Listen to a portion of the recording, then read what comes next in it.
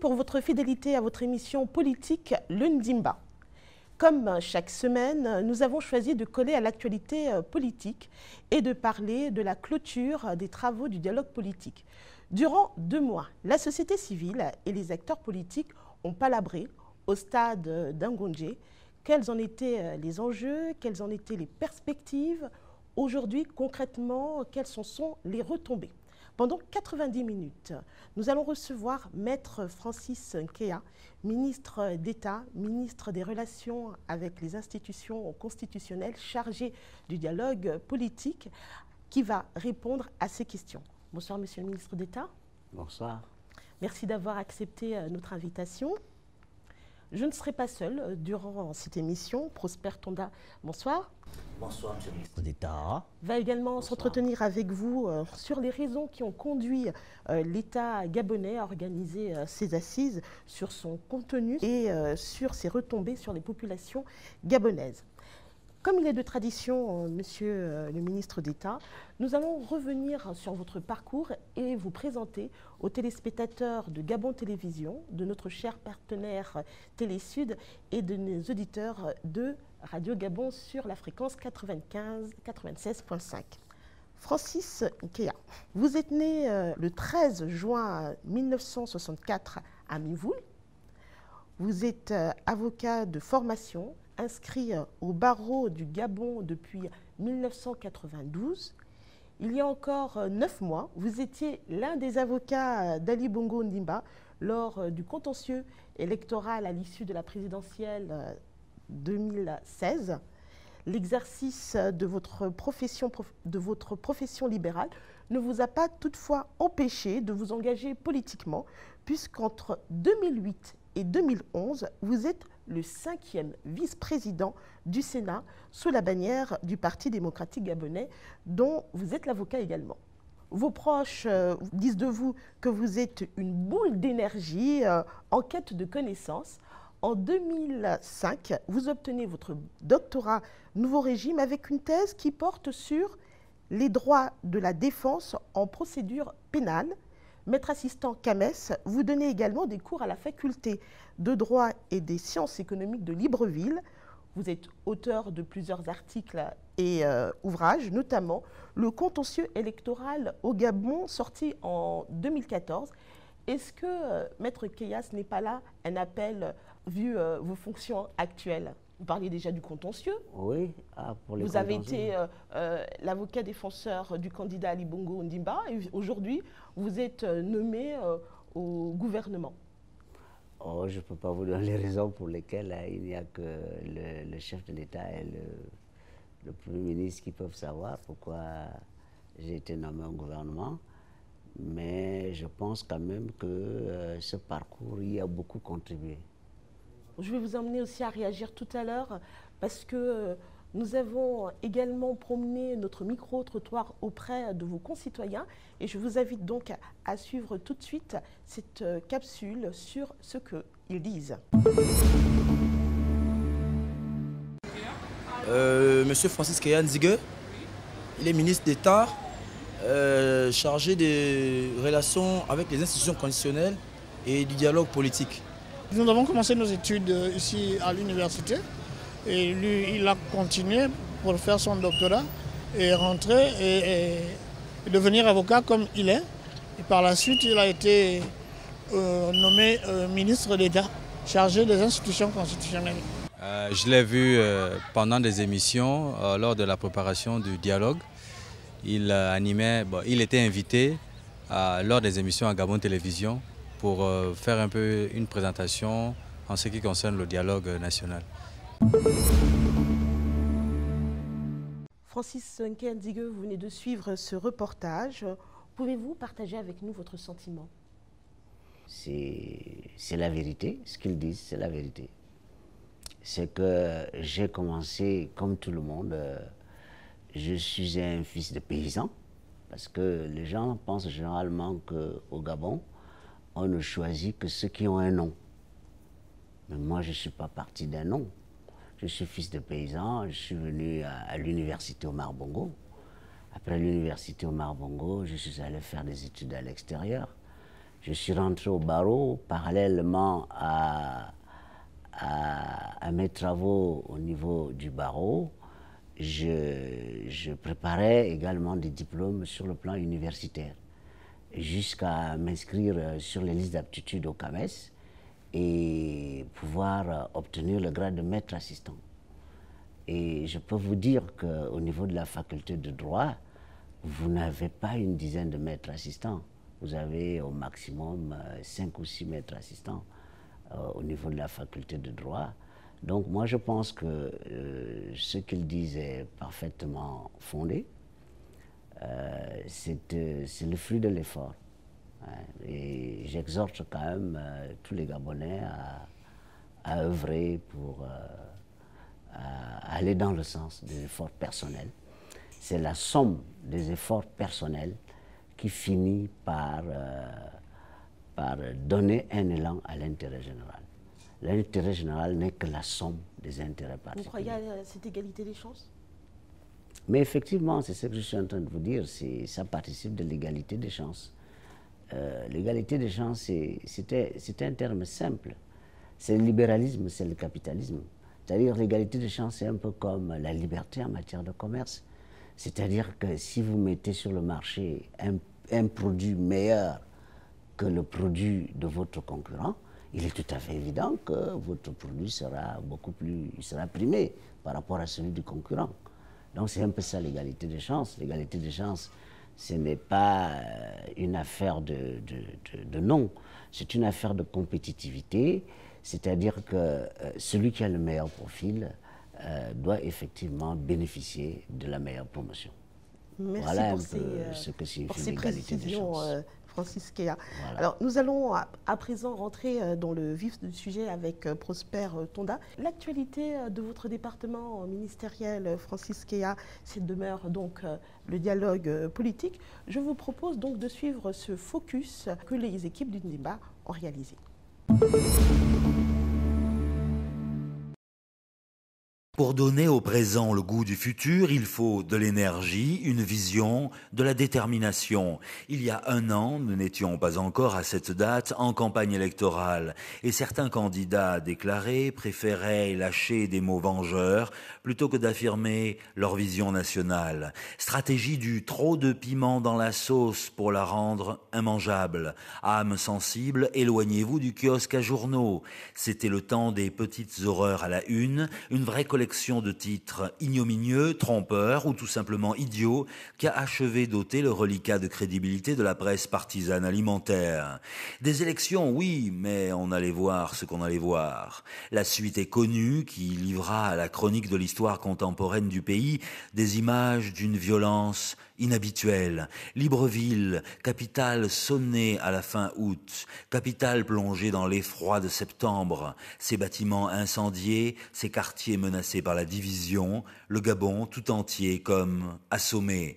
Viendra la Cour constitutionnelle, une longue soirée, voilà, c'est confirmé. Ali Bongo Ondimba, deuxième mandat, avec très vite un gouvernement placé sous la baguette d'Emmanuel Issoze Ngondé en mode super exigence. Et maître Francis Kéa, en charge de ce fameux dialogue, travaille beaucoup plus dans l'ombre que dans la lumière, un protocole de médecine d'urgence appliqué au champ politique, dosage, précision, timing. Pour la légitimité du dialogue, il fallait des délégués à parité, majorité-opposition, soucieux du bien commun, plus constructif que chamailleur, capable de tirer le suc de la phase citoyenne pour aller de l'avant avec les politiques. Comme le sait l'avocat, à ce stade-là, le diable est dans tous les détails, chaque coup de fil, la séquence de ses appels compte. Ténacité, lucidité, ambition, ça paye. Projection d'une trilogie des valeurs, c'est déjà demain. Maître Francis Kéa, quelle est la spécificité de ces assises politiques en comparaison avec la conférence nationale en 1990, les accords d'Arambo ou encore les accords de Paris? En toute honnêteté, je vous dis que le dialogue politique constitue une richesse pour notre pays, une grande richesse. S'il est vrai que les événements du sortir des élections présidentielles ont précipité la tenue de ces assises, il n'en demeure pas moins que la question du dialogue était récurrente. C'est-à-dire que depuis pratiquement une dizaine d'années, le Gabonais ne parle que du dialogue. Ce qui donne véritablement l'impression que les Gabonais ont été marqués par la conférence nationale. La conférence nationale a véritablement tracé les bases, le soubassement, le fondement même de la démocratie dans notre pays. Et tous les Gabonais, chaque fois qu'ils se retrouvent en face d'une difficulté dirimante, ils pensent au dialogue, c'est-à-dire à la conférence nationale. Ce dialogue-là, il était voulu depuis un certain temps par l'opposition. Oui. Par l'opposition. Et l'opposition avait même travaillé dans le cadre du Conseil national de la démocratie. Ils avaient fait un très bon travail avec beaucoup de propositions. Mais il se trouve que lorsque le problème est présenté au chef de l'État, il était tout indiqué et il était urgent que le président de la République respecte les délais constitutionnels. C'est-à-dire qu'à cette époque, on aurait pu organiser le dialogue. Mais il se trouve qu'on était en face du respect de la Constitution. Il fallait respecter la Constitution, il fallait respecter les délais constitutionnels. C'est pour cette raison que le président de la République avait répondu à l'époque qu'il n'était pas contre le dialogue, mais qu'il était dans l'obligation de respecter la Constitution. Parce que le respect de la Constitution passe avant toute chose. Supposons un seul instant qu'on n'aurait pas respecté la Constitution et on se serait retrouvé avec un président de la République qui n'est plus dans les délais constitutionnels, dont le mandat a expiré. Ça aurait été plus grave que ce qui est arrivé au sortir du 27 août. Ça aurait été plus grave, parce qu'un pays qui n'a pas de président de la République, c'est excessivement grave. Donc, le président de la République a pensé qu'il fallait d'abord respecter les délais constitutionnels, organiser l'élection, quitte à faire un dialogue dans la sérénité. Dans la sérénité, c'est-à-dire qu'on aura déjà respecté la Constitution. On fait le dialogue, et ce dialogue n'aura pas pour seule mission, il l'avait d'ailleurs répété, n'aura pas pour seule mission de régler les problèmes politiques. On va revenir sur justement le contenu de ce dialogue. Il aura pour mission de régler tout ce qui pose problème dans la société. Prosper Tonda, vous voulez réagir? Oui, mais quand même, depuis 2009, vous l'avez souligné, que ça fait quand même depuis une dizaine d'années, depuis que l'on parle de dialogue dans ce pays, qu'il y a nécessité d'aller vers le dialogue. Depuis 2009, évidemment, vos partenaires de l'opposition posent ce problème-là. Il y a même la sortie du médiateur de la République. Alors, comme le gouvernement tenait à respecter les délais prévus par la Constitution, on ne pouvait pas faire ce dialogue. Résultat des courses, le 31 août 2016, c'est un peu la catastrophe. On ne peut pas dialoguer tous les jours. Après l'élection de 2009, il y avait très certainement d'autres contraintes constitutionnelles. Il y avait une élection législative organisée, je crois qu'il y avait une élection locale également organisée. On n'allait pas rester qu'à organiser des dialogues.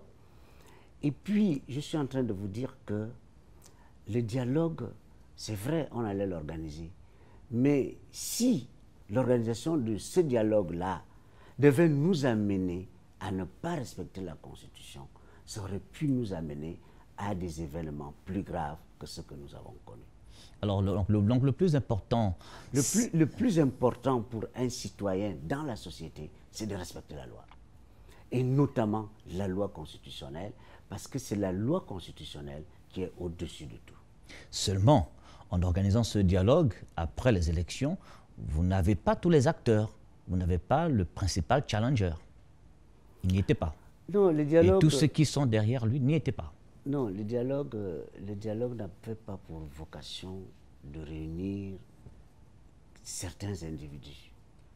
Le dialogue avait pour vocation de réunir tous les Gabonais, de parler avec tous les Gabonais. Justement. Et d'améliorer la gouvernance et le quotidien des Gabonais. Voilà la vocation du dialogue. Si un Gabonais vous dit que je ne peux pas venir ou je ne veux pas venir au dialogue, Ça ne veut pour autant pas dire que ce dialogue n'a pas de crédibilité, n'est pas crédible, non. Ce n'est pas un individu qui fait le dialogue. Le dialogue avait pour vocation d'améliorer la gouvernance. Et c'est ce que nous avons fait sur le plan des textes. Pour le reste, ça viendra au fur et à mesure. Sur le plan des textes, nous avons amélioré la gouvernance en essayant d'arrimer la législation actuelle aux standards internationaux. C'est ce que nous avons fait. Ça n'avait pas pour vocation de réunir certains individus. Il ne s'est pas agi d'un procès entre deux individus. Il s'est agi d'améliorer la vie, le quotidien des Gabonais. Mais qu'avez-vous fait pour qu'il soit là et qu'il ait pu refuser? Il s'agit de Jean Ping, il s'agit de Zuban Dama, il s'agit de Casimir Oyemba. Justement des démarches, oui, nous avons entrepris des démarches personnelles. Nous avons même dû emprunter les services de certaines personnes que nous ne pouvons pas citer ici. Et lui-même, il l'a dit clairement à travers les journaux, à travers les conférences de presse, à travers les discours qu'il ne viendra pas au dialogue. Et il continue à le dire. Donc, sur ce plan-là, vous ne pouvez pas nous faire le reproche. Nous avons utilisé tous les moyens que nous avions à notre disposition à l'époque pour demander à tous les Gabonais, pas seulement lui, à tous les Gabonais de venir au dialogue. Nous pensons que ce dialogue-là, c'est une richesse inestimable parce qu'il nous a permis de nous d'arrimer notre législation et notre gouvernance aux standards internationaux. Alors, ce dialogue, au début, avant qu'il ne démarre, il était dit sans tabou. En quoi devrait-il être sans tabou? Qu'est-ce qui devait vraiment arriver à ce niveau-là? Qu'est-ce qu'on devait retenir pour qu'il soit sans tabou? Sans tabou, c'est-à-dire quand on dit que quelqu'un doit parler sans tabou, c'est-à-dire qu'il ne doit rien cacher. Le tabou, c'est quelque chose qui est caché. Dans ce dialogue, nous n'avons rien caché. Tout ce qui pose problème dans notre société a été évoqué au cours de ce dialogue. Tout. C'est pour cette raison que quand on nous parle de troisième dialogue, nous n'en voyons pas l'intérêt, puisqu'il y a une disposition qui a été prise, le dernier article, qui donne la possibilité à ceux qui n'étaient pas à ce dialogue-là d'y adhérer. Il y a la possibilité, oui, la dernière disposition dit bien que ceux qui n'ont pas assisté au dialogue ont la possibilité d'adhérer aux conclusions de ce dialogue-là. Sans les modifier, hein, on adhère juste. Hein. Mais on adhère. Sans modifier quoi que ce soit. Sans avoir un rajout. Ce sont des décisions consensuelles. On ne peut pas les modifier de cette manière-là. Pour les modifier, il faut rappeler tout le monde. Il faut rappeler tout le monde. Donc, si vous voulez adhérer, vous êtes obligé d'adhérer au contenu de ce qui a été décidé. Et de toutes les façons, quand vous regardez bien, toute la classe politique a été représentée. L'opposition et la majorité. Dans toutes les sociétés, il y a toujours une opposition et une majorité. Ceux qui représentaient l'opposition ont fait valoir les idées de l'opposition. Et les idées que cette opposition a fait valoir, ce sont les mêmes idées qu'on retrouve dans le mémorandum qui avait été déposé par tous les partis de l'opposition au sein du CND. Parce que tous les partis de l'opposition, avec les partis de la majorité, avaient travaillé dans le cadre du CND. Ils avaient fait un certain nombre de recommandations. Et ce sont ces recommandations-là que la délégation de l'opposition a fait valoir au dialogue. Donc, je ne vois pas ce qui a été oublié. Je ne vois pas. Il faut même vous dire, parce que c'est nous qui avons été à la manœuvre, le support qui nous a permis de retenir les thèmes du dialogue, ce fut le document qui avait été arrêté par le Conseil national de la démocratie. Donc, le document qui avait été arrêté par les partis de la majorité et les partis de l'opposition qui siègent au Conseil national de la démocratie, c'est ce document-là qui nous a servi de support aux travaux. Nous avons dit, nous n'allons rien créer, nous allons uniquement travailler sur ce qui pose problème au niveau de l'opposition. Donc, nous avons pris les éléments, les points qui avaient été soulevés par l'opposition. Les thématiques retenues par le dialogue ont pour base les revendications qui avaient été soulevées par l'opposition dans le cadre du Conseil national de la démocratie. Et j'ai toujours le document, puisque ce document nous a été communiqué au niveau du gouvernement. On s'est servi de ce document. C'est ce document qui nous a servi de base de travail. Et cette commission était présidée par Louis Gaston Maïla, qui représentait l'opposition, avec tous les membres de l'opposition. Ils avaient travaillé, ils avaient retenu un certain nombre de thématiques.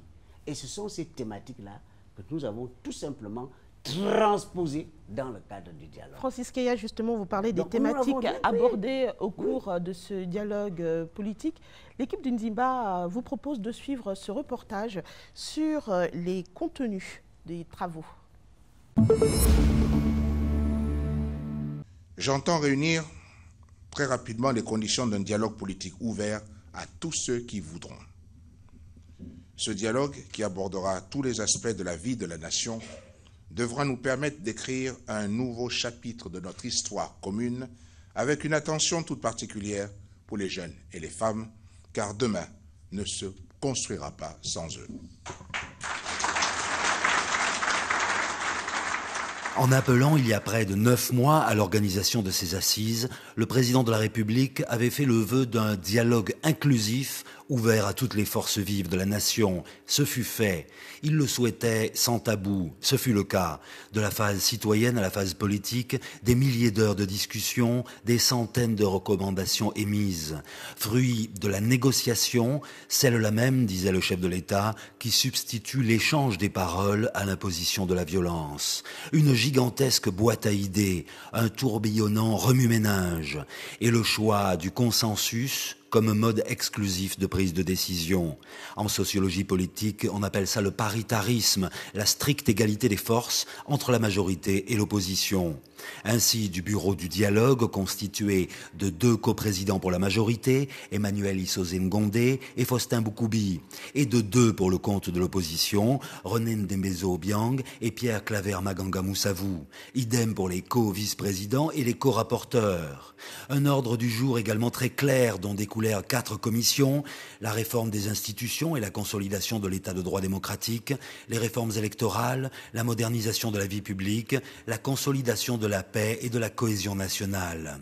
Et bien sûr les facilitateurs nationaux, l'archevêque Mveangon, le révérend pasteur Ndongue Kwage, l'imam Oseni Ossa, le révérend pasteur Mbadinga, ainsi que l'envoyé spécial du président de la Commission de l'Union africaine, le professeur Mohamed El Hassan Oul-Lebat.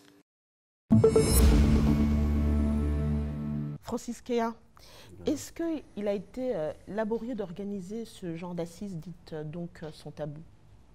Laborieux, fastidieux si vous voulez, mais suffisamment intéressant. Et ça fait école, hein, ça fait école. Et vous allez constater que je me suis dit intérieurement que si vous regardez bien, la classe politique que nous avons aujourd'hui est issue de la conférence nationale. 30 ans après, cette classe va s'essouffler. Et au sortir de ce dialogue, vous allez avoir une nouvelle classe politique. Elle sera d'autant plus nouvelle que vous allez avoir des jeunes de 18 à 20 ans justement qui vont ça fait partie se mettre dans l'arène politique. Des résolutions phares. Voilà, puisque le droit le leur permet aujourd'hui. Mais est-ce que ça règle Vous avez la possibilité aujourd'hui de créer un parti politique à 18 ans. Monsieur le ministre, est-ce que ça règle les problèmes qui sont posés aujourd'hui sur la table, les questions de transparence, les questions de limitation de mandat? Est-ce que ça règle ce problème? Même si il y a des jeunes de 18 ans, de 20 ans qui vont se lancer dans la politique, quand bien même ils ne sont pas matures, ils vont apprendre certainement sur le tas, mais est-ce que ça règle le problème? Est-ce que le problème il est là, ou bien il est dans les conditions d'organiser des élections transparentes qui sont moins contestables? Mais le problème de la transparence des élections a été réglé. Ce problème a été le problème phare du dialogue. Il a été réglé. Quelle solution vous apportez? La principale solution, la principale résolution, c'est que le président de la commission chargée des élections sera désormais élu. Le président qui va se charger d'organiser les élections sera désormais élu. Dans la quel collège? Par le collège majorité opposition? Oui, à partir d'un collège majorité et opposition. Simple. La majorité envoie 20 personnes, l'opposition envoie 20 personnes. ce sont ces 40 personnes-là qui vont élire le président de la Commission nationale électorale. Donc pour tous qui nous écoutent, il ne sera plus nommé... Il ne sera plus nommé par qui que ce soit. Le président sera élu par une partie de la délégation de la majorité, une partie de la délégation de l'opposition. Si la majorité envoie 10 personnes, l'opposition envoie 10 personnes, vous aurez 20 personnes pour élire le président de la Commission nationale électorale. Bon, même si ça ne s'appellera plus... Avec une telle parité, on ne va pas aller vers des contentieux.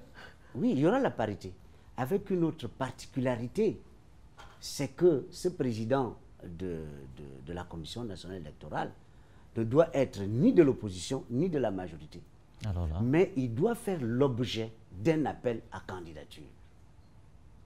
Il y a une double sélection. Une double sélection. Une première sélection qui consiste à faire un appel à candidature. Et qui va faire l'appel à candidature?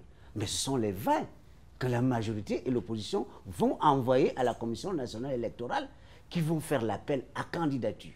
Francis Keya, une fois que je vous arrête tout de suite et pour bien comprendre. Pensez-vous qu'il y a aujourd'hui un compatriote, un concitoyen qui aurait la stature pour occuper cette fonction ô combien importante, qui ne sera pas édulcoré d'un parti ou d'un autre, d'un camp ou d'un autre? Il y a beaucoup de citoyens gabonais qui ne sont pas intéressés par la politique.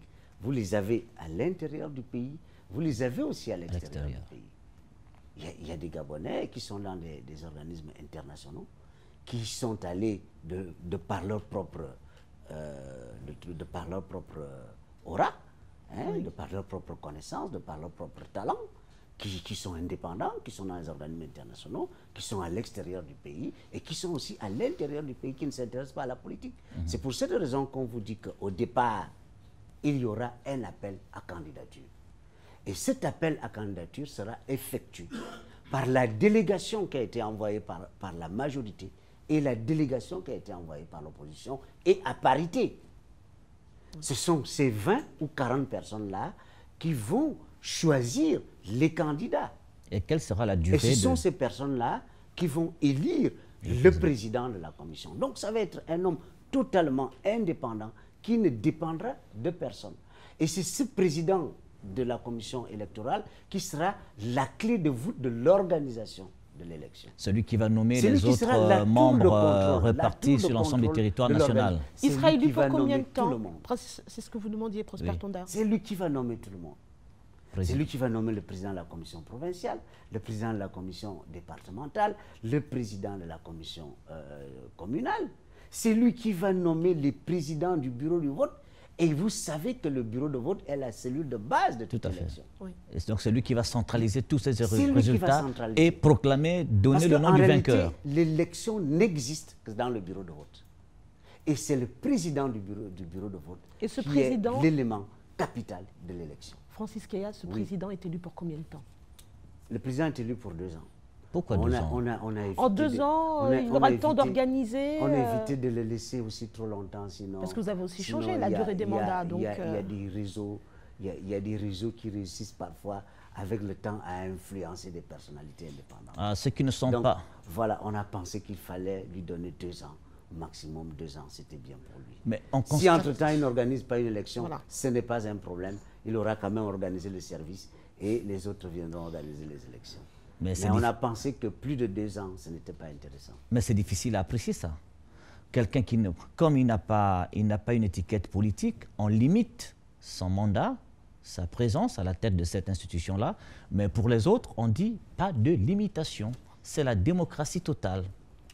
C'est différent. Pas de limitation de mandat pour le président de la République, pour le député, pour le sénateur. Voilà. C'est différent, c'est différent.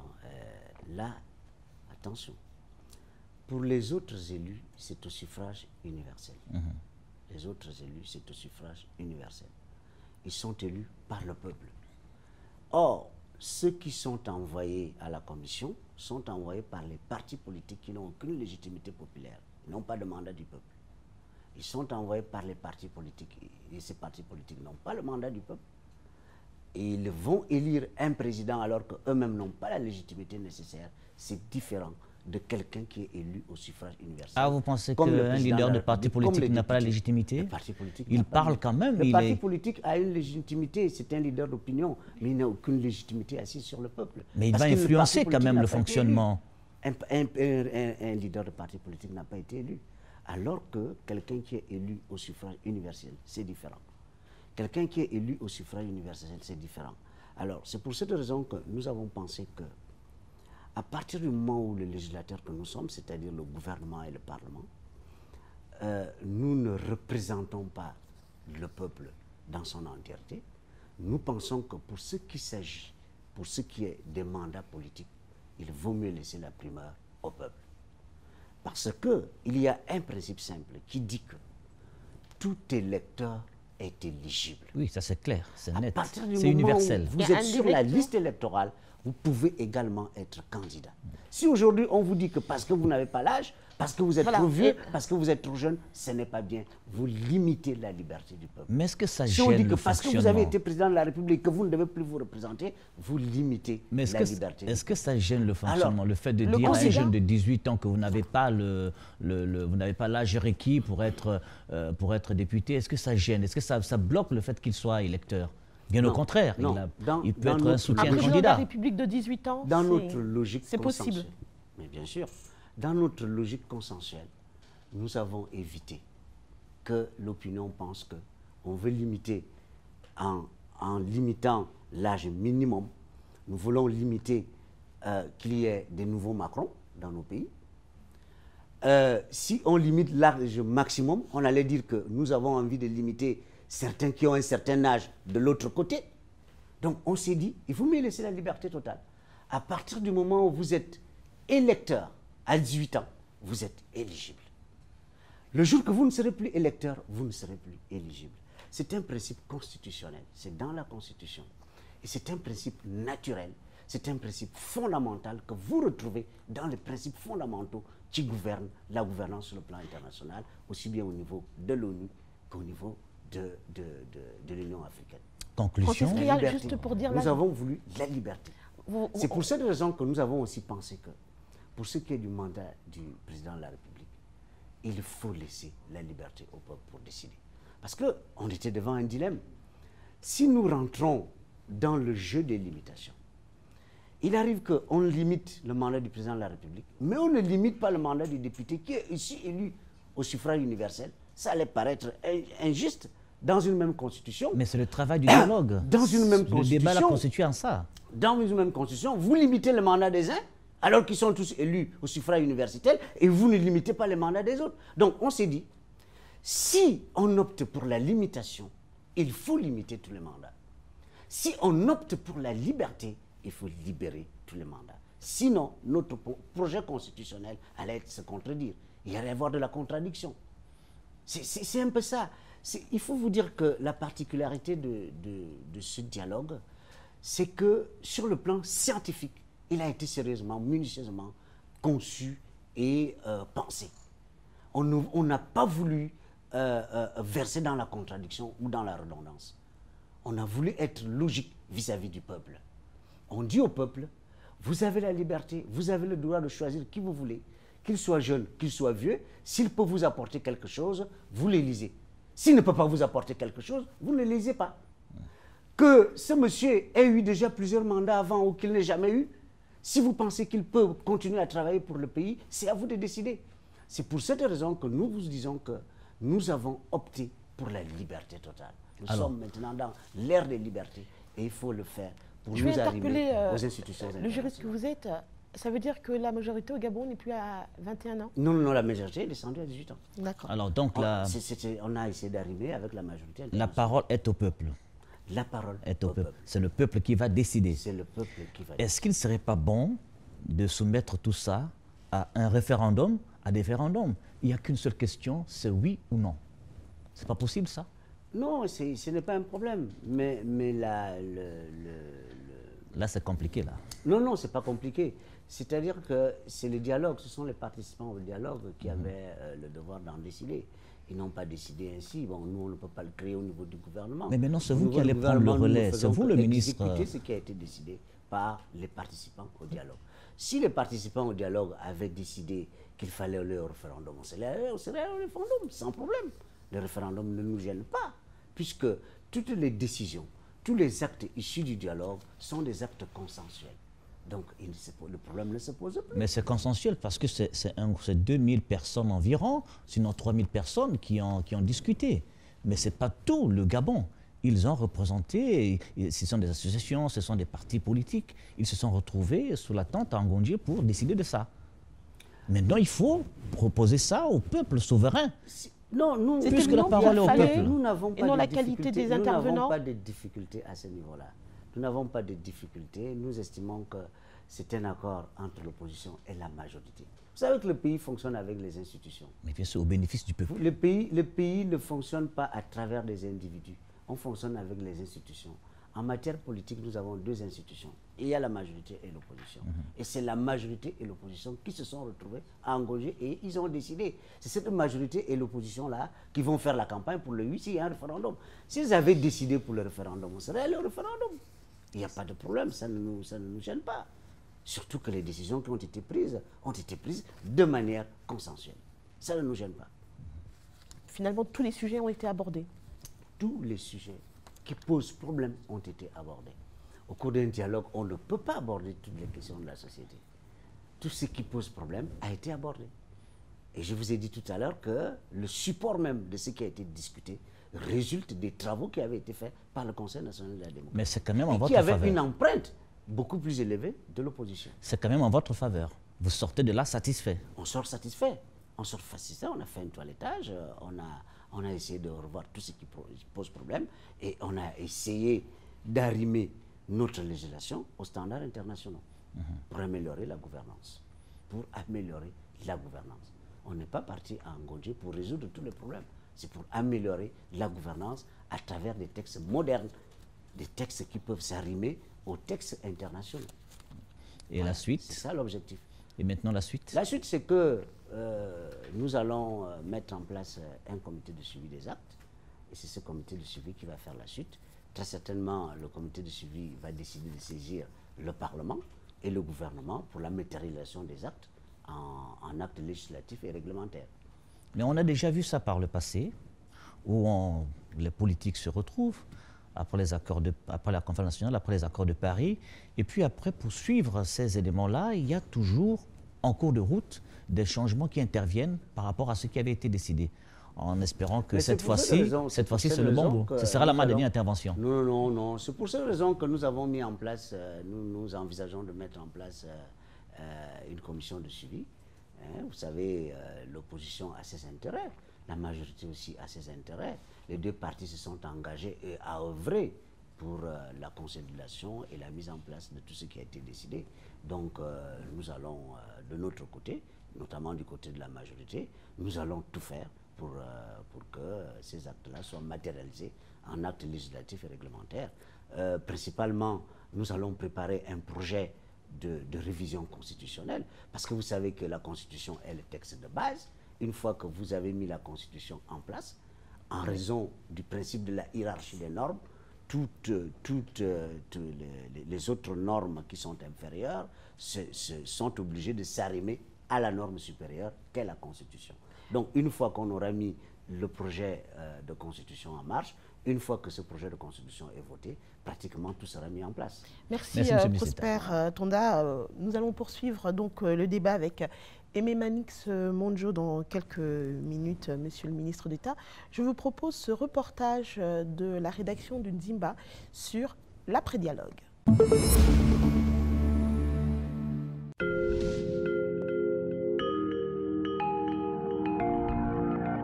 Le dialogue politique déchiffre plus de 200 acteurs politiques, quelques 54 partis, 4 commissions, et puis des idées, scrutin présidentiel uninominal à 2 tours, mandat non renouvelable des juges constitutionnels, parmi lesquels 3 sont désignés par leur père, redécoupage électoral, exit la CENAP, remplacée par le Centre gabonais des élections, chargé d'annoncer les résultats des élections, plus de députés, moins de sénateurs, entrée dans la vie politique possible dès l'âge de 18 ans, prime à la jeunesse et aux projets novateurs.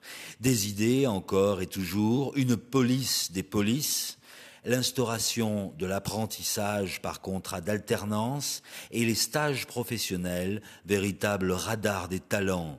Modalité d'évaluation des agents de l'État, préavis d'au moins 8 jours pour les grèves, modus operandi d'indemnisation des victimes des événements post-électoraux et une commission paritaire, la parité, mot totem du dialogue, pour le suivi-évaluation CQFD de la parole aux actes.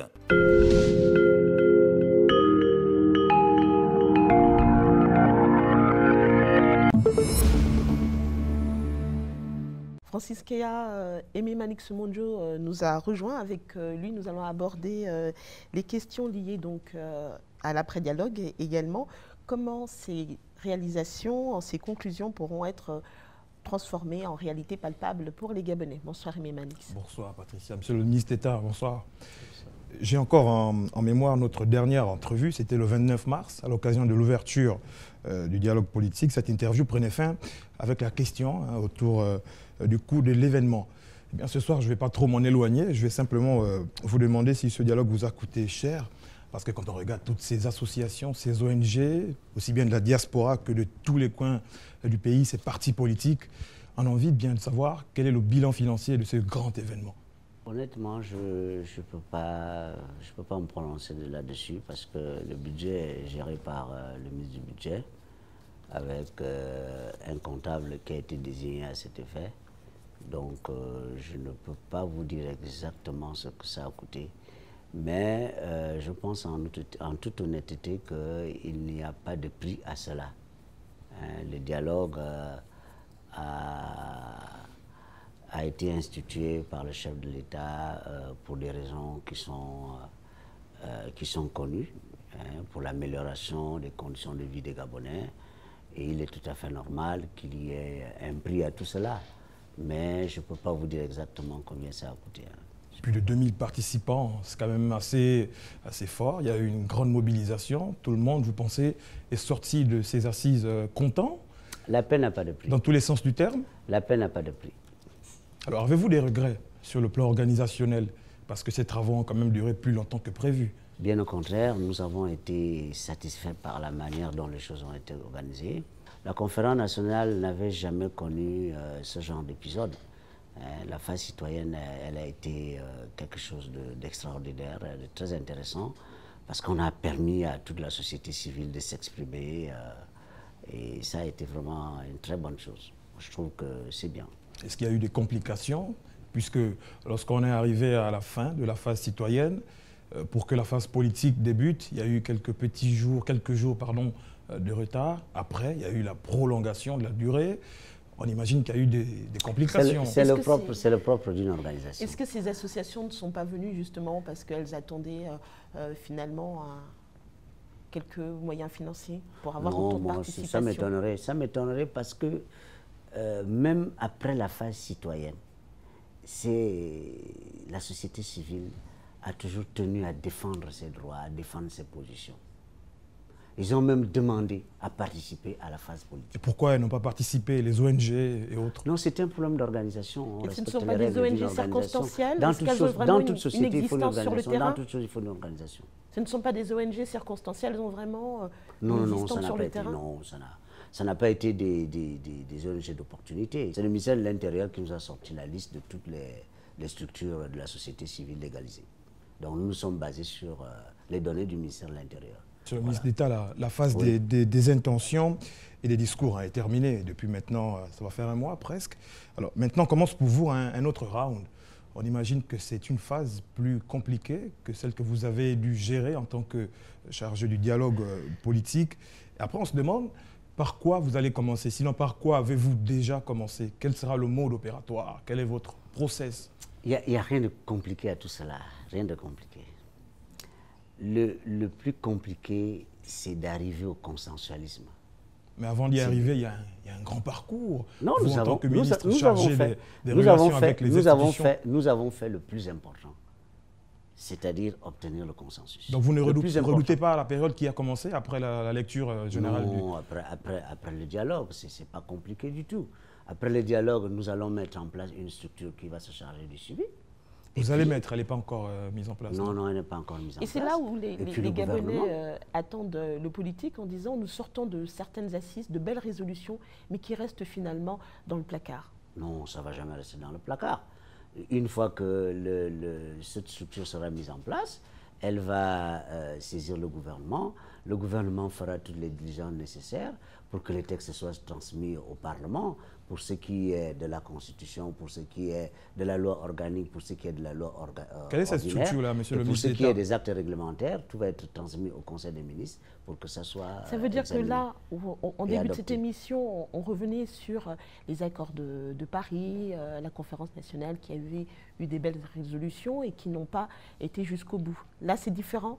Là, c'est différent. Je vous dis que c'est différent. C'est un engagement. Il est évident que, techniquement, le travail devrait commencer par le projet de loi constitutionnelle que nous allons présenter d'ici peu au Parlement. C'est le gouvernement qui présente le projet de loi constitutionnelle à l'Assemblée nationale, puis au Sénat. Et très certainement, le gouvernement va demander la réunion du Congrès, c'est-à-dire la réunion des deux chambres du Parlement, pour statuer sur la Constitution. Une fois que la Constitution est adoptée, je vous disais tout à l'heure qu'en raison du principe de la hiérarchie des normes, tout va se normaliser. C'est-à-dire que tous les textes que nous allons prendre par la suite vont être obligés de respecter les principes de base qui ont été arrêtés par la Constitution. Donc ce n'est pas difficile. Une fois que la Constitution sera votée, il est évident que tout sera mis en place par la suite. Parce que tout ce qui est mis en place après doit respecter les principes de base qui sont institués par la Constitution. Francis Keya, on parle beaucoup de constitution, d'amendements, de réformes. La Constitution n'est pas changée, c'est juste des amendements. On ne va pas changer de Constitution dans son intégralité en tant que telle. L'esprit de la Constitution n'a pas été modifié. L'esprit de la Constitution, nous sommes restés dans le parlementarisme pur. C'est-à-dire que ceux qui ont la majorité à l'Assemblée nationale, ce sont eux qui gouvernent. C'est le parlementarisme pur. C'est pour ça qu'on l'appelle le parlementarisme, c'est-à-dire que c'est une majorité qui est issue du Parlement, notamment de l'Assemblée nationale.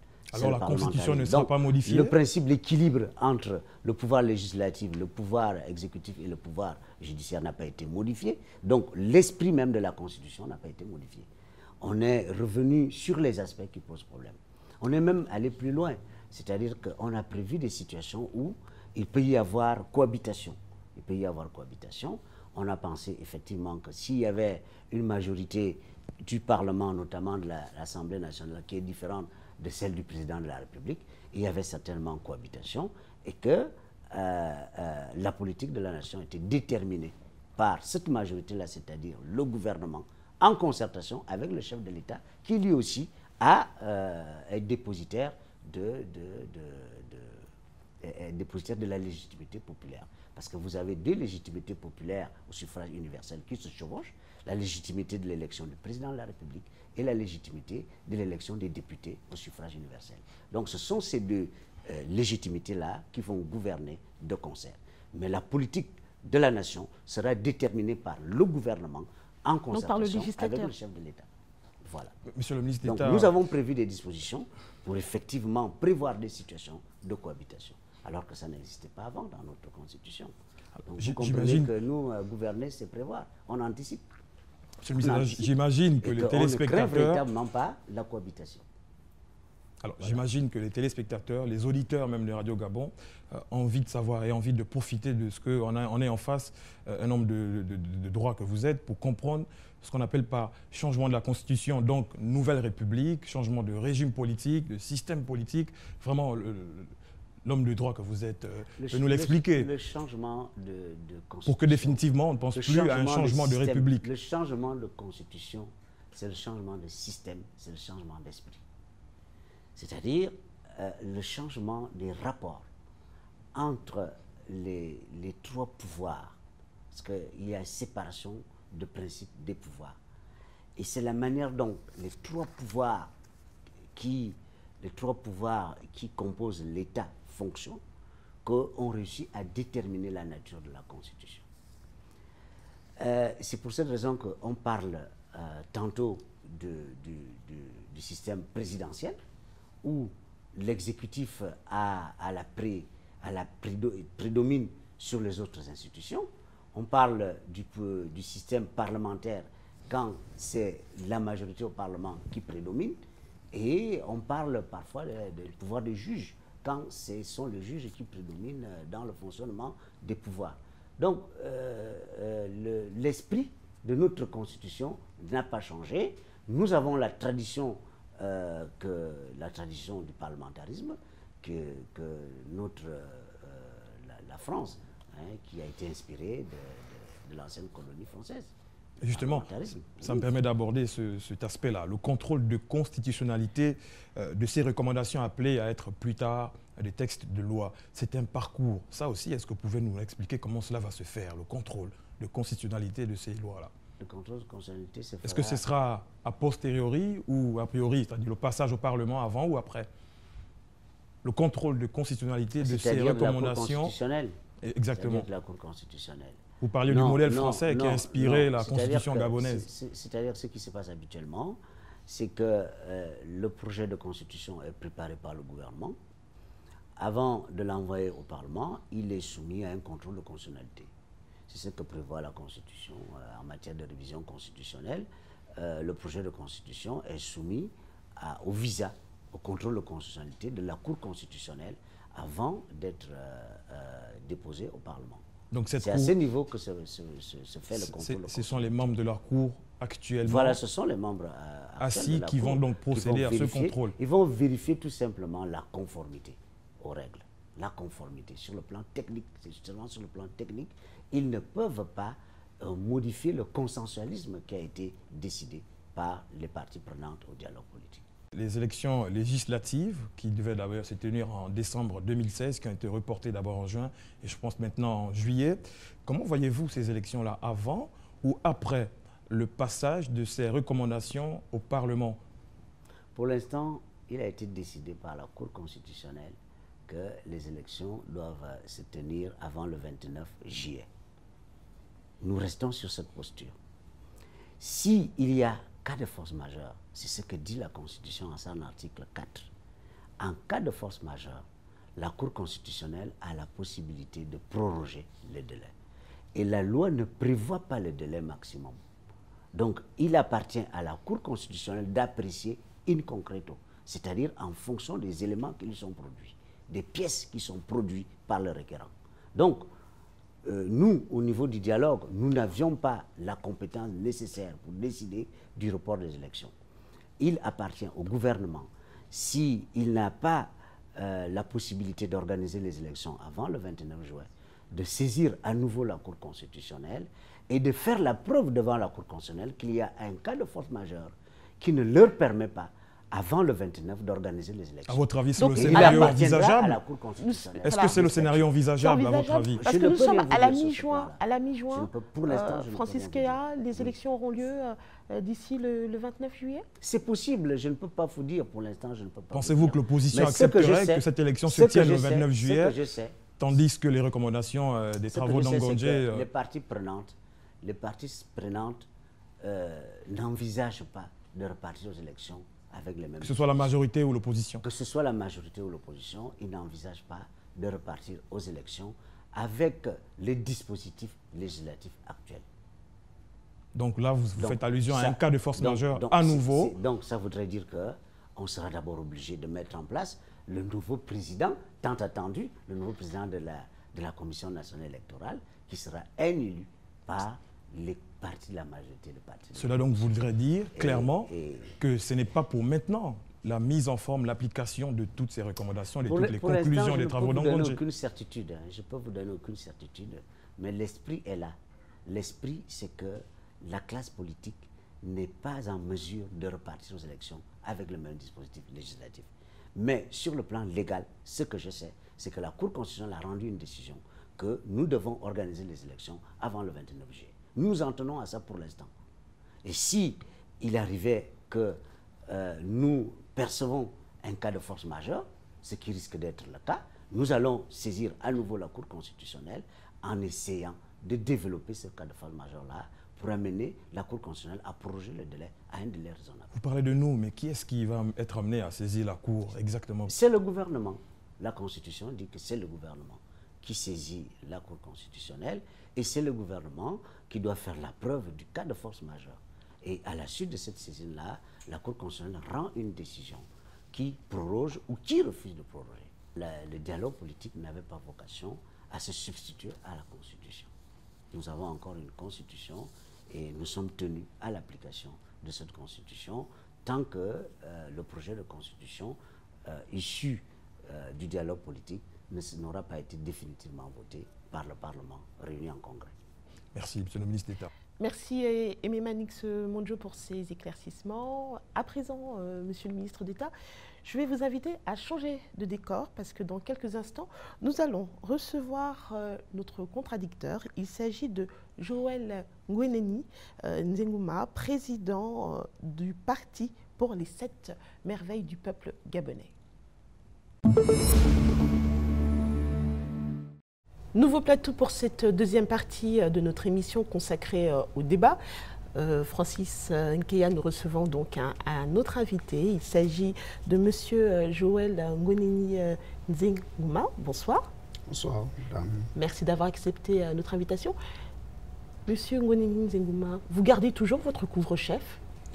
Oui, le chapeau est un signe distinctif pour notre parti, le 7MP, le Parti pour les 7 merveilles du peuple gabonais. Alors, vous vous êtes présenté à nos auditeurs. Donc, vous êtes le président du parti Les 7 merveilles du peuple gabonais, créé le 7 mars 2010. Vous présidez également la Convention des partis démocratiques et républicains de l'opposition. Ouais. Vous avez été en 2016 président de la commission sur le contentieux et l'éthique politique au Conseil national de la démocratie. C'est ça. Nous sortons des assises du dialogue politique auquel vous n'avez pas pris part, mais nous vous donnons l'opportunité de peut-être nous expliquer pourquoi cette non-participation.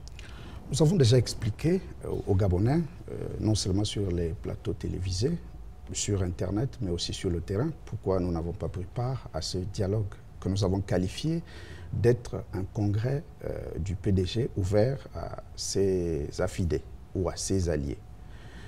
Pour nous, il n'était pas question de participer à ce dialogue pour 2 raisons essentielles.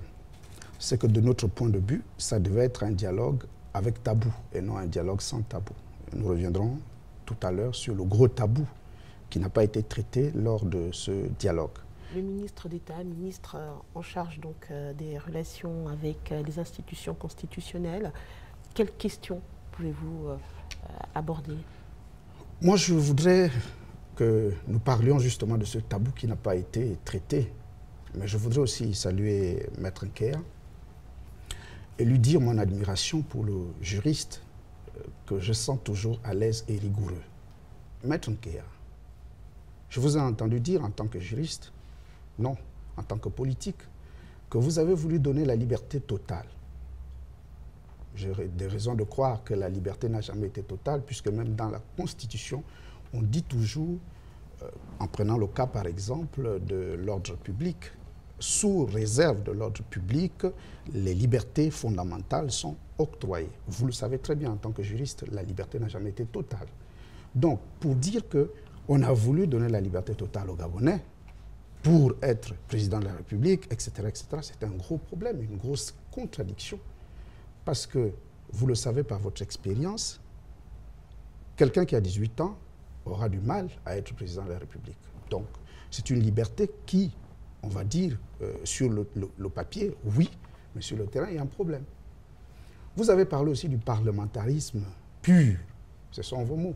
Vous le savez, en tant que juriste, que le Gabon n'est pas dans un système parlementaire pur, puisque vous-même, vous avez relevé tout à l'heure que l'exécutif prime sur le législatif et sur le judiciaire. Bref, c'est de bonne guerre. Souvent, quand on appartient à la majorité présidentielle, on a souvent du mal à concilier la technique, justement, la rigueur technique et la rigueur politique. J'en viens donc au tabou. Pour nous, un dialogue semblable à celui qui a été tenu, devrait d'abord s'asseoir sur les causes. Je ne vous ai pas dit qu'on laissait la liberté totale au peuple. Je vous ai dit que si nous avons décidé de ne pas limiter la liberté du peuple, c'est parce qu'on a voulu rester logique avec nous-mêmes. Nous avons évité que pour ce qui est de X problèmes, on limite, que pour Y problème, on ne limite pas. Ça n'allait pas être logique au sein de la constitution gabonaise. On s'est dit, ou on limite tout, ou on laisse tout libre. Alors, la majorité a pensé que limiter, ce n'était pas bien. Il fallait laisser beaucoup de liberté. Et surtout, limiter sur certains aspects, ça allait apparaître comme si c'était des règlements de compte et qu'on visait certaines personnes. Supposons pour ce qui est de l'âge des candidats. Parce que je vous dis bien que la particularité, c'est que c'est un droit fondamental. À partir du moment où vous êtes électeur, vous pouvez aussi prétendre à être élu. Vous êtes aussi éligible. C'est un droit naturel. À partir du moment où vous êtes sur la liste électorale.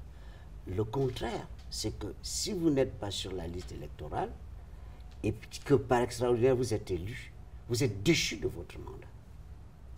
Si vous n'êtes pas inscrit sur une liste électorale et que par extraordinaire on vous retrouve comme un élu, on saisit la Cour constitutionnelle et vous êtes déchu. Donc, je vous dis... Quand on met 500 000 de caution, oui, ce n'est pas une limitation. Vous pensez que tout Gabonais qui a 18 ans peut avoir 500 000 pour être candidat? On a limité. C'est une limitation. On a la possibilité de limiter sur des prérogatives qui ne relèvent pas du peuple. Par exemple, on a parlé du mandat du président de la commission des élections, du centre des élections. On peut limiter. La Cour constitutionnelle, on peut limiter. Mais là où c'est le peuple qui décide en dernier, on a pensé que ce n'était pas logique. Ce n'était pas logique. Monsieur Nkei, le peuple n'a jamais dit qu'il faut mettre une caution de 500 000 pour être député. Vous le savez très bien. Je suis président de parti politique et nous avons, à bien des occasions, eu des candidats qui ne pouvaient pas compétir parce qu'ils n'avaient pas 500 000 et parce que le parti n'avait pas 500 000. C'est une limitation. Non. Donc, si on veut la liberté totale, c'est plus juste, plus simple de dire que à 18 ans, on peut être candidat sans caution. Ah, ça, c'est plus libre. Non, si c'est des questions de caution... Parce que la caution limite. Non. Nous, on s'est dit qu'il y a un chevauchement de compétences entre les institutions et le peuple.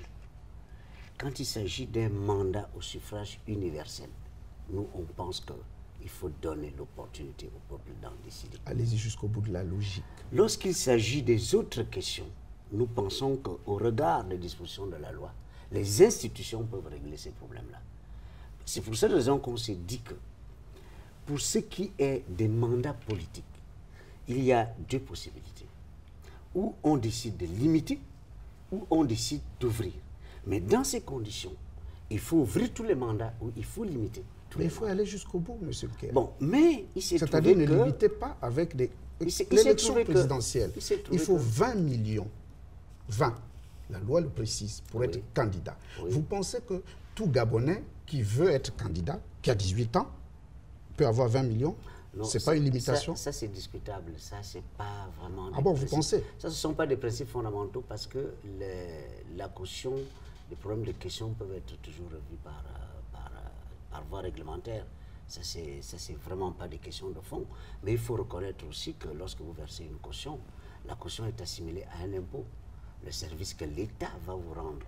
Donc, moi, je pense qu'il faut s'en tenir à l'essentiel. L'essentiel du dialogue. Oui, l'essentiel du dialogue. L'essentiel du dialogue, quand nous disons qu'il n'y a pas de dialogue possible avec le camp d'en face, ce n'est pas que nous refusons le dialogue. C'est que pour nous, nous ne pouvons dialoguer que de ce qui s'est passé. Or, le camp d'en face dit que l'élection est derrière. Voilà le problème de fond, pour que les Gabonais qui nous écoutent comprennent pourquoi nous n'y avions pas été. Si on repart au dialogue pour discuter de ça, Ça voudrait dire qu'on va mettre de côté les règles de notre société. C'est justement à ce niveau il y a le débat, M. Nkea. Parce que vous avez dit tout à l'heure, je vous ai écouté, que la paix n'a pas de prix. Vous l'avez dit, non? Oui. Qu'est-ce que ça veut dire, la paix n'a pas de prix? Ce n'est pas seulement un prix au niveau financier et matériel. C'est aussi un prix au niveau, justement, des institutions. Parce que, quel est le discours que vous nous renvoyez à nous, opposants? C'est que ce qui vous intéresse, c'est la loi. Et rien que la loi. C'est bien, c'est une bonne chose. Mais quand on se rend compte que la loi a des failles, qu'est-ce qu'on fait? Je veux revenir parce que j'ai des raisons de savoir que le contentieux n'a pas été bien vidé. Bref, ça a été jugé. Ouais, et cela porte l'autorité de la chose. On ne commande pas. Si vous voulez bien vivre dans notre société, ce qui rattrape aujourd'hui le peuple gabonais, c'est quoi? Vous avez dit que les lois, enfin les décisions que vous avez faites, que vous avez prises au niveau du dialogue avec des politiques, elles sont appelées à être transcrites en loi, en normes. Par qui? Par le Parlement. Oui. Un Parlement dont le mandat est terminé depuis décembre, qui a été prorogé au nom de la loi. Au nom de la Constitution. Mais qui ne porte plus de légitimité, vous le savez très bien, parce que le peuple ne se reconnaît plus dans... La notion de légitimité est une notion subjective. Le droit est objectif et la société vit de l'objectivité. La notion de illégitimité ou légitimité est une notion subjective et nous visons d'objectivité, c'est-à-dire de la loi.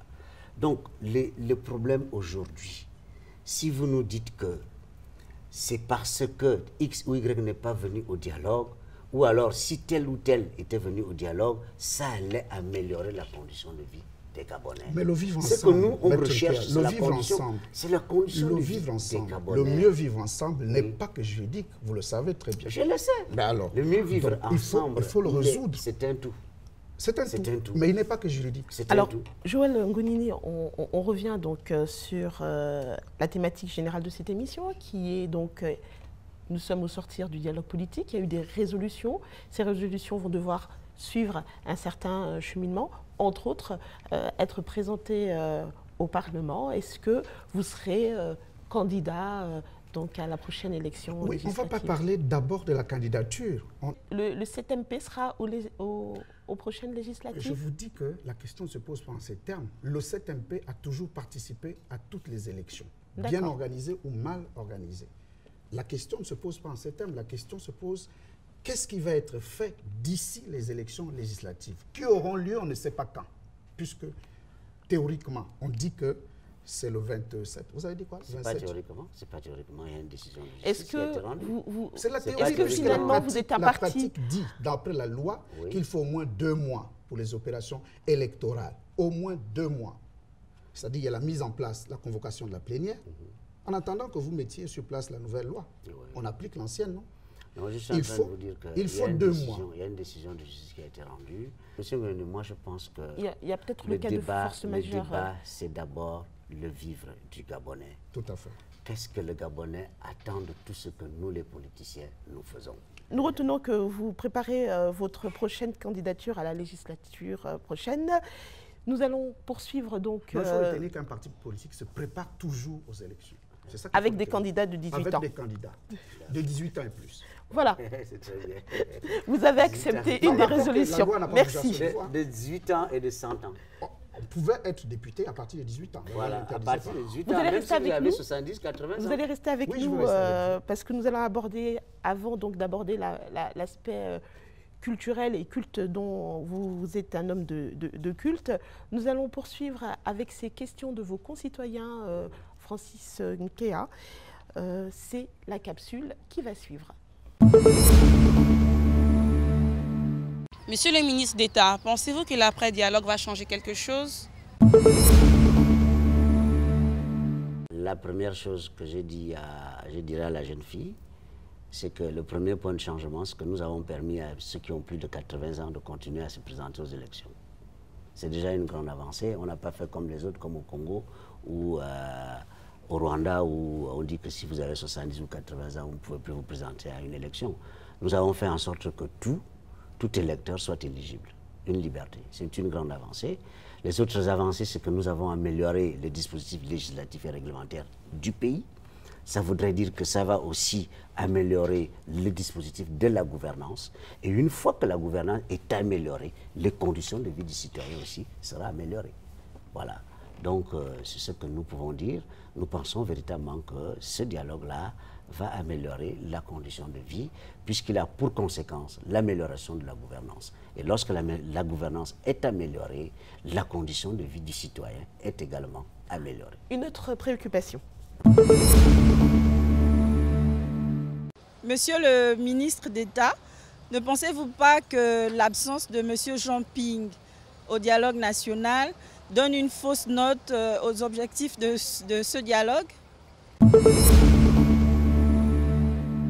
Je vous l'ai déjà dit, ça aurait pu donner une fausse note si on nous avait dit aujourd'hui, nous Gabonais, que si M. Jean Ping va au dialogue, au sortir de là, le prix du baril va augmenter, vous allez avoir beaucoup de moyens, vous allez avoir beaucoup d'argent. Nous ne trouvons, c'était pas un problème d'homme, c'était vraiment pas un problème d'homme. Nous avons appelé tous les Gabonais.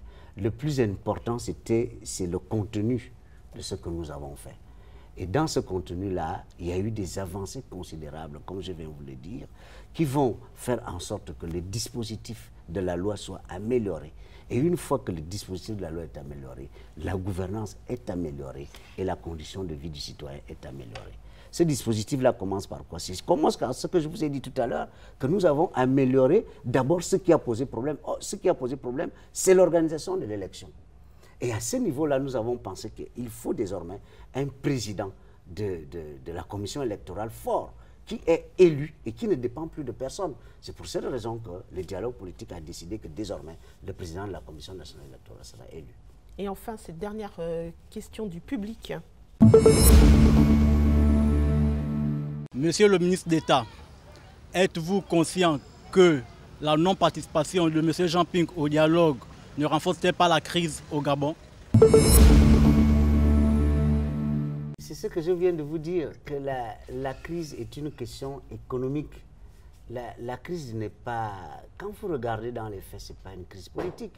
C'est ça, ce qui se passe, par exemple, ce qui se passe en Europe ou aux États-Unis, c'est ce qu'on voit tous les jours.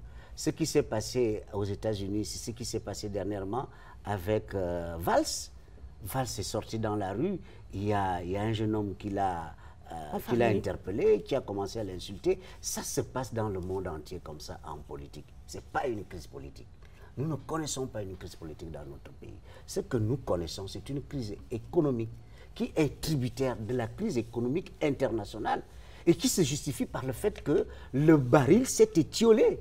Le baril, nous n'avons plus les mêmes ressources que nous avions au départ. Si aujourd'hui on nous dit que la présidence de Jean Ping aurait pu faire en sorte que le prix du baril augmente, nous dirons, dans ces conditions, il fallait mieux qu'il soit là.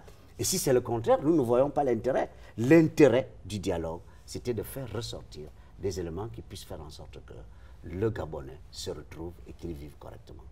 Voilà tout ce que j'ai à dire. Merci pour vos éclaircissements, Francis Nkeya. Avant de se dire au revoir, il est également de tradition dans le Nzimba de vous présenter les objets d'art généreusement prêtés par le Musée national.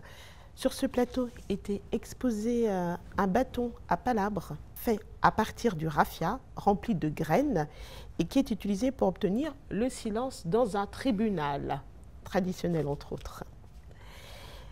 De la poterie également, fait à base d'argile, elle servait à transporter et conserver de l'eau. Une chaîne fabriquée dans du fer brut, elle était utilisée pour enchaîner les prisonniers, on reste un peu dans le domaine juridique. Et puis, quand même, un autre objet tout à fait culturel, et je vais vous demander de réagir juste après cette présentation. Il s'agit donc du xylophone, qui est composé de 2 calebasses qui servent de caisse de résonance. Les morceaux de bois alignés, attachés avec des cordes sur lesquelles on frappe pour produire du son. Vous êtes mélomane? Voilà, moi je suis beaucoup plus intéressé par les xylophones. Parce qu'il y en a beaucoup chez moi. Les Pygmées l'utilisent beaucoup, comme nous cohabitons avec les Pygmées chez moi à Mimfoul. Donc ils utilisent beaucoup ça. Et ça a un correspondant avec le thème du jour, c'est-à-dire le dialogue. Parce que dans ces xylophones-là, vous avez plusieurs sons. Hein. Quand vous tapez dessus, il y a plusieurs sons. Et au bout d'un certain temps, vous avez l'impression qu'il y a une harmonie. Hein, une harmonie de tous les sons. Et cette harmonie représente le consensualisme que nous avons dessiné au dialogue. On est parti avec plusieurs sons, hein, comme le xylophone en question. Oui. Et à la fin, on s'est retrouvé avec une symphonie. Harmonieuse. Voilà, harmonieuse. Voilà, c'est pour cette raison que je préfère ce symbole. Si vous m'avez demandé ce que je préfère, j'aurais dit que je préfère l'instrument au niveau de l'arbre à palabre pour demander le silence. Parce que je pense le bâton à palabre. Le bâton à palabre. Parce que je pense que notre justice a de gros problèmes. On va rester sur cette note également d'harmonie et du Musée national. Je rappelle aux téléspectateurs et aux auditeurs que Francis Keya a à présent une tâche difficile et ardue, à savoir appliquer les résolutions issues du dialogue politique. Dans une quinzaine de jours, nous recevrons à cette place un autre membre de votre équipe gouvernementale. Je serai toujours accompagnée de Prosper Tonda et d'Aimé Manix Monjo. Merci à l'ensemble de l'équipe technique de la coordination et aux techniciens. Retrouvez votre émission sur les réseaux sociaux. À bientôt.